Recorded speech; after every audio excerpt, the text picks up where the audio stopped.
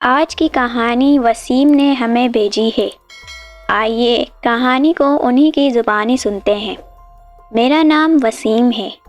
آج میں آپ کو ایک ایسی کہانی سنانے جا رہا ہوں جو نیلم ویلی کے علاقے شاردا میں پیش آئی۔ شاردا ایک ایسی وادی ہے جو برف پوش پہاڑوں کی گود میں چھپی ہوئی ہے، جہاں قدرت اپنی تمام تر خوبصورتی کے ساتھ جلواگر ہے۔ مگر اسی خوبصورتی کے بیچ ایک ایسی رات تھی جس نے ہم سب کی روح تک ہلا کر رکھ دی۔ کہانی کی شروعات میرے چچا زاد بھائی زبیر سے ہوتی ہے۔ زبیر پچھلے 3 سال سے شاردا میں ملازمت کے سلسلے میں مقیم تھا۔ ایک دن اس کا فون آیا۔ وہ کہنے لگا، وسیم میں یہاں بس 1 مہینہ اور رہوں گا، پھر لاہور شفٹ ہو رہا ہوں۔ تم آؤ، ایک بار تو صحیح نیلم ویلی کی سیر ہو جائے۔ زبیر سے میں اکثر وہاں کی حسین وادیوں کی تصویریں اور قصے سنتا رہتا تھا۔ کئی بار ارادہ کیا، مگر ہر بار کسی نہ کسی وجہ سے پلان کینسل ہو جاتا۔ مگر اس بار میں نے سوچ لیا کہ اب نہیں رکنا۔ میں نے اپنے دوست حماد سے ذکر کیا، وہ تو فوراً تیار ہو گیا۔ پھر اپنے ایک اور کزن قادر سے بات کی، جو ویسے بھی ناردرن ایریاز کا دیوانہ تھا۔ ہر چند ہفتوں بعد کسی پہاڑی مہم پر نکل جاتا۔ قادر کے پاس سارا کیمپنگ کا سامان موجود تھا اور اسی کی گاڑی میں ہم نے جانے کا ارادہ باندھا۔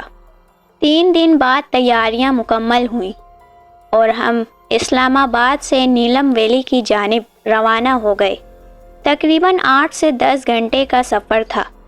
قدرتی مناظر، دریا کا ساتھ، بادلوں کے بیچ سے جھانکتی دھوپ، سب کچھ اتنا دلکش تھا کہ تھکن کا احساس ہی نہ ہوا۔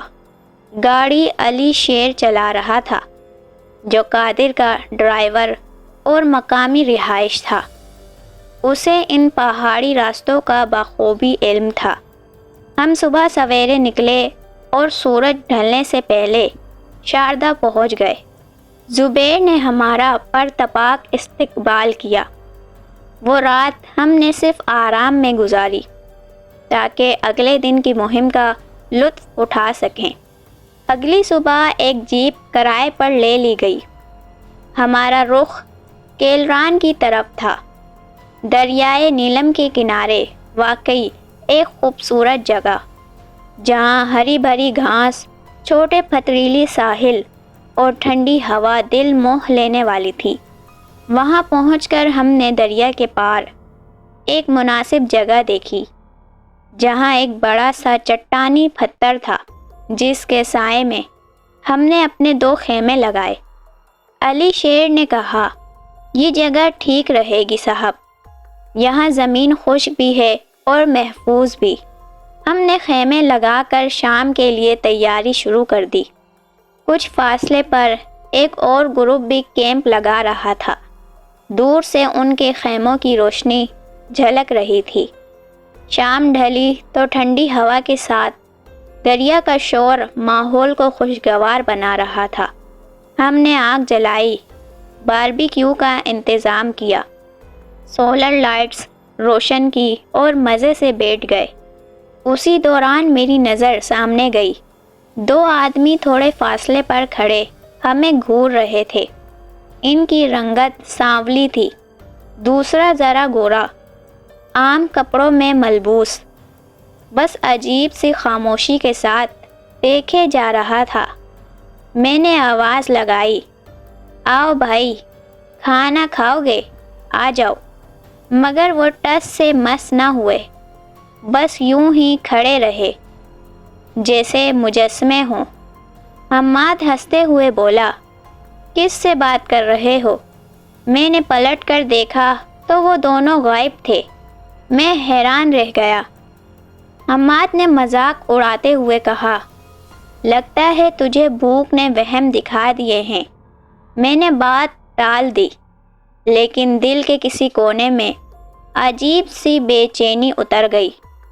ابھی ہم کھانا کھانے بیٹھے ہی تھے کہ مجھے ایک اور آواز سنائی دی، جیسے کوئی ہلکی سی سیٹی بجا رہا ہو۔ میں نے کان لگا کر سنا تو محسوس ہوا کہ آواز دریا کی نہیں بلکہ اسی چٹان کے پیچھے سے آ رہی ہے۔ میں نے سب سے پوچھا، تم لوگوں کو کوئی آواز سنائی دے رہی ہے؟ سب نے نفی میں سر ہلایا۔ قادر نے ہنستے ہوئے خود سیٹی بجائی۔ یہ لو اب 2 ہو گئی۔ علی شیر نے ذرا سنجیدہ لیا۔ وسیم بھائی، ان پہاڑوں میں رات کے وقت عجیب آوازیں آتی ہیں۔ یہاں صرف ہم نہیں رہتے، اور بھی مخلوقات ہیں۔ دریا کے قریب رات میں کوئی نہیں جاتا۔ اس کی بات پر ہم سب خاموش ہو گئے، مگر قادر جو ایڈونچر کا دیوانہ تھا بولا، پھر تو ہمیں لازماً دریا کے کنارے چکر لگانا چاہیے۔ میں نے فوراً منع کیا، حماد نے بھی، مگر زبیر ہنستے ہوئے قادر کا ساتھ دینے لگا۔ علی شیر نے گھبراتے ہوئے کہا، صاحب جی، یہ مذاق نہیں، یہاں جنوں کے بارے میں بہت کہانیاں مشہور ہیں۔ یہ سن کر حماد بولا، بس تو پھر آج کی رات ہم انہی کہانیوں سے لطف اندوز ہوں گے۔ علی شیر، تم ہی کوئی قصہ سنا دو۔ میں چپ بیٹھا تھا۔ ابھی جو منظر میری آنکھوں نے دیکھا تھا وہ دماغ سے جا نہیں رہا تھا۔ زبیر اور قادر کے اصرار پر علی شیر نے کہانی سنانے پر رضامندی ظاہر کی، مگر شرط رکھی، میں صرف ایک قصہ سناؤں گا اور اس پر آج کوئی بحث نہیں ہوگی، صبح بات کریں گے۔ ہم سب نے حامی بھر لی۔ آنکھ کے شعلے دھیرے دھیرے مدھم ہو رہے تھے۔ علی شیر نے چائے بانٹی اور پھر کہانی شروع کی۔ میرا خالہ زاد بھائی جمال 5 سال پہلے ایک گروپ کے ساتھ کٹن گیا تھا۔ وہ مقامی گائیڈ تھا۔ 5 دوستوں کا گروپ تھا جو رات کو دریا کے قریب خیمے لگا کر بیٹھے، دیر تک کہکے لگاتے رہے، پھر سب سو گئے۔ رات گئے رضا نے کہا، مجھے واش روم جانا ہے، چلو ذرا باہر چکر لگا آتے ہیں۔ اس کے ساتھ عبید بھی ہو لیا اور دونوں نے جمال کو بھی ساتھ لے لیا۔ تینوں ٹارچ لیے جھاڑیوں کی طرف بڑھے۔ جمال ایک پتھر پر بیٹھ گیا جبکہ دونوں آگے چلے گئے۔ چند منٹ بعد عبید واپس آیا، مگر رضا نہ تھا۔ انتظار کے بعد جب رضا واپس نہ آیا تو خاموشی سے سگریٹ سلگا لی۔ تینوں واپس چل پڑے۔ جمال آگے تھا، عبید بیچ میں اور رضا پیچھے۔ اچانک رضا نے اپنے پیچھے سے آواز سنی، رضا۔ اس نے مڑ کر دیکھا اور دل کی دھڑکن رک گئی۔ جھاڑیوں کے پاس وہ خود کھڑا تھا، بالکل اسی طرح جیسے چند لمحے پہلے وہ وہاں سے چلا تھا۔ وہی کپڑے، وہی ٹارچ، وہی انداز۔ رضا کے ہاتھ سے سگریٹ گر گئی، وہ ہل بھی نہ سکا۔ جمال نے پلٹ کر دیکھا تو اس کے ہوش اڑ گئے۔ رضا کے پیچھے ایک عجیب مخلوق تھی، 6 ٹانگوں والی، لمبی سرخ آنکھوں والی۔ وہ مخلوق رضا کے قریب آئی، اپنی گندی زبان سے اس کے سر کو چاٹنے لگی۔ جمال چیخ مار کر بھاگا، عبید بھی اس کے پیچھے، مگر عبید نے پلٹ کر دیکھا تو دور جھاڑیوں کے پاس رضا کھڑا انہیں دیکھ رہا تھا۔ عبید نے پھر آواز دی، رضا جلدی آؤ۔ اچانک دائیں طرف سے آواز آئی، عبید مجھے بچاؤ۔ عبید نے دائیں دیکھا تو رضا بالکل قریب تھا، مگر چہرہ پھیکا، آنکھیں کھالی۔ وہ منظر دیکھ کر عبید بے ہوش ہو گیا۔ صبح جب باقی لوگ جاگے تو تینوں بے ہوش ملے۔ رضا اور عبید ایک دوسرے کے اوپر گرے ہوئے تھے۔ خدا جانے ان کے ساتھ کیا ہوا، مگر اس کے بعد جمال نے گائیڈ کا کام چھوڑ دیا اور سعودی عرب چلا گیا۔ علی شیر کہانی ختم کر کے خاموش ہو گیا۔ فضا میں سناٹا چھا گیا۔ حماد نے ہلکے سے پوچھا، تو جنات کہاں رہتے ہیں علی شیر؟ وہ مسکرا کر بولا، وہ جگہ جہاں دو دنیائیں ملتی ہیں، دن اور رات کے بیچ، آبادی اور ویرانے کے بیچ، زمین اور آسمان کے بیچ، جیسے یہ پہاڑ، جیسے یہ دریا۔ زبیر نے کہا، نہیں، وہ ہمارے بیچ بھی رہتے ہیں، انسانوں کے روپ میں۔ میں نے کچھ نہ کہا، مگر زبیر کے چہرے پر سنجیدگی تھی۔ قادر نے ہنستے ہوئے کہا، تمہیں کیسے پتا؟ زبیر نے آہستہ سے کہنا شروع کیا، جب سے میں یہاں آیا ہوں، ایک آدمی روز میری راہ میں آتا ہے، کبھی سڑک پر، کبھی بازار میں۔ میں نے سوچا مقامی ہوگا۔ ایک دن بات کرنے کا ارادہ کیا۔ جب میں نے گاڑی روکی تو وہ آیا بیٹھ گیا۔ میں نے پوچھا، کہاں جانا ہے؟ وہ بولا، شاردا کے اوپر پہاڑ کے پاس میرا گھر ہے۔ باتوں ہی باتوں میں نے کہا، میں تمہیں اکثر دیکھتا ہوں، کہاں رہتے ہو؟ وہ مسکرا کر بولا، تمہارے گھر میں، جبھی تو روز نظر آتا ہوں۔ میں حیران رہ گیا۔ زبیر کہتا گیا، پھر میں نے دیکھا راستہ بدل گیا۔ میں کسی اجنبی مقام پر پہنچ گیا تھا۔ وہ آدمی اترا، بولا، اب ملاقات لاہور میں ہوگی۔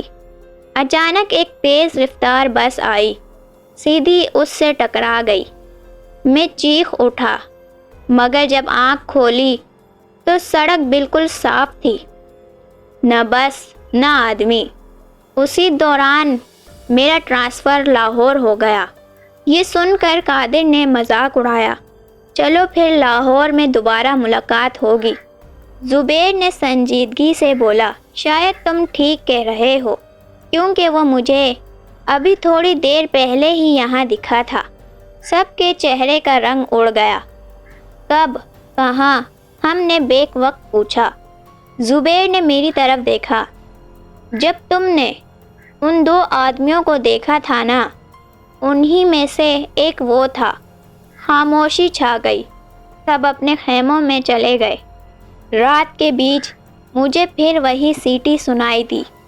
میں نے آنکھیں کھولی، مگر نیند نے دوبارہ اپنی گرفت میں لے لیا۔ صبح جب جاگے تو قادر کے چہرے پر بخار اور خوف تھا۔ پتہ چلا کہ رات کے آخری پہر وہ خیمے سے باہر گیا تھا، ٹھنڈی ہوا لینے کے لیے۔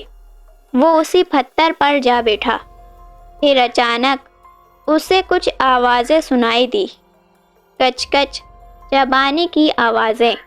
اس نے پیچھے جھانکا، جہاں علی شیر نے رات کو ہڈیاں پھینکی تھیں، وہاں دو تین آدمی زمین پر بیٹھے وہ ہڈیاں چبا رہے تھے۔ دیکھنے میں تو وہ عام انسانوں جیسے ہی تھے، مگر ان کے انداز میں کچھ وحشت تھی۔ قادر خوف سے کانپتا ہوا بھاگا اور خیمے میں گھس گیا۔ اس نے علی شیر کو جگایا۔ دونوں ساری رات جاگتے رہے۔ قادر کو تیز بخار ہو گیا۔ اگلے دن ہم فوراً واپس زبیر کے گھر چلے گئے، مگر قادر نے وہاں رکنے سے انکار کر دیا۔ ہم نے ایک چھوٹے ہوٹل میں رات گزاری اور 2 دن بعد واپس اسلام آباد لوٹ آئے۔ آج بھی جب ہم دوست مل بیٹھتے ہیں تو اس رات کا ذکر آتا ہے۔ ہم ہنستے ہیں، مگر دل کے کسی کونے میں وہ ڈر آج بھی زندہ ہے۔ اور زبیر، جب میں نے اس سے پوچھا کہ کیا وہ آدمی لاہور میں ملا، تو وہ بس مسکرا کر خاموش ہو گیا۔ تو دوستو، یہ تھی شارجہ کی وہ رات جس نے ہماری زندگیاں بدل دی۔ آپ کو کہانی کیسی لگی؟ ہمیں کمنٹس میں ضرور بتائیں۔ ویڈیو اچھی لگے تو چینل کو لائک اور سبسکرائب کرنا مت بھولیں۔